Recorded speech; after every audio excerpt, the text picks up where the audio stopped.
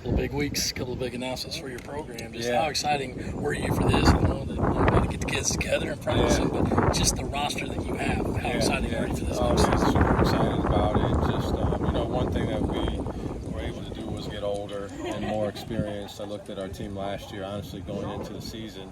The only player that had been a regular starter was Hayden Brown on the entire team, honestly, and so now we'll be able to have 6, 7, 8 guys that will have been in that same situation. So just from an experience standpoint, even if the overall talent was the same exact, from an experience standpoint, it's a huge these are huge additions for us. And so, but I'm just looking forward to getting these guys here and just having some fun getting better.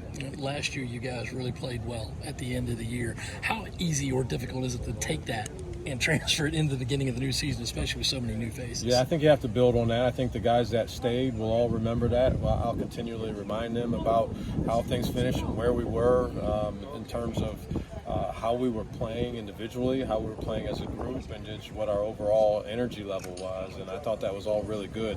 I was really excited at the end of the season, and so I'll remind them about that. Hopefully that'll help expedite the process of us getting into the workouts the way that we want to. You added 2 transfer portal pieces in BJ and Miles. What do you like about their games and what they could probably bring to you guys? Skill and versatility, I think, for both of those guys, aside from the fact that they're experienced. I think they're both ready for a significantly more vast role. One of them at a different level in BJ, and one of them at a different position in a different role in Miles Studi. So, you look at players and you project where you think they can get to at one point, and the older guys, what you see in those guys, I think it's more realistic that they can get to those things quicker. And so there'll be some changes in some of the things that these guys have been accustomed to as players, but I'm looking forward to working with them and having them grow and achieve some of these goals that they have. Who do you look at that point guard role at this point? I know Michi took a shot at it last year. It was kind of a revolving door. But do you have one true guy that you say, that's the guy I want out front? They're going to be a variety of guys that will be out there. Michi will definitely play the point. Jacoby will play the point. And Talon's been playing the point his whole life. So all those guys, the game has changed. It's fun to say that, or who's going to be your quarterback, or who's your in whatever position it might be in whatever sport. But if you look at the NBA, you'll have a hard time finding a team that does not have 2 guys that were full-time point guards when they were in college.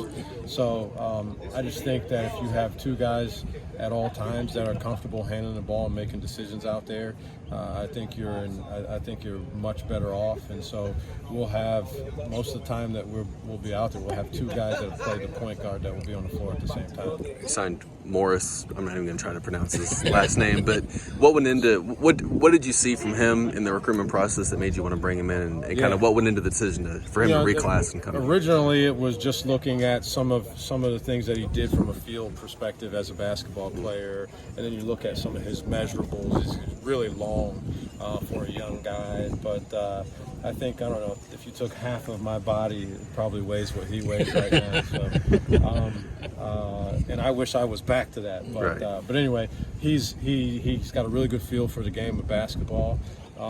He had the ability to move up in terms of class, and so the opportunity presented itself for him to do so. I really like him as a young man.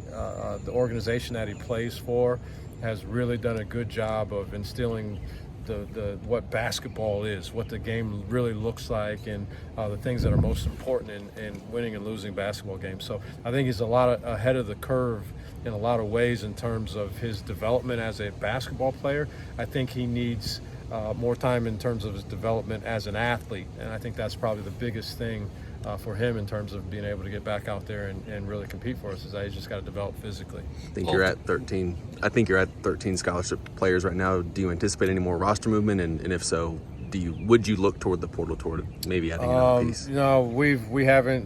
We're not sure exactly where we are. We're honing in on being completely done, but